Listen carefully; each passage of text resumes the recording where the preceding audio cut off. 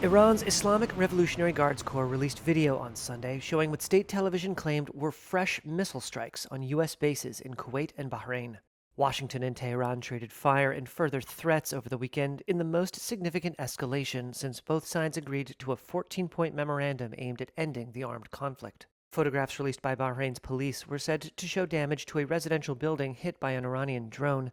A U.S. official confirmed Iranian attacks on U.S. facilities and told Reuters there were no reported U.S. casualties or major damage to U.S. sites. U.S. President Donald Trump wrote on social media that, quote, "There may come a point when we are no longer able to be reasonable and will be forced to militarily complete the job that we very successfully started. If that happens," he wrote, "the Islamic Republic of Iran will no longer exist." An interim agreement signed earlier in June was meant to reopen the strait and move both sides toward negotiations on Iran's nuclear program, while Washington waived sanctions on Tehran. But fighting has since resumed and intensified. U.S. Central Command said earlier that its forces had carried out fresh strikes after a Panama-flagged tanker was attacked by an Iranian drone on Saturday.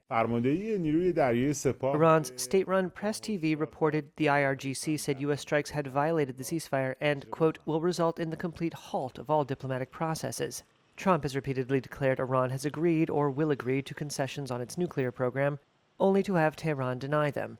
And Tehran has insisted it would have a role in governing traffic through Hormuz, which Trump has said remained open to shipping.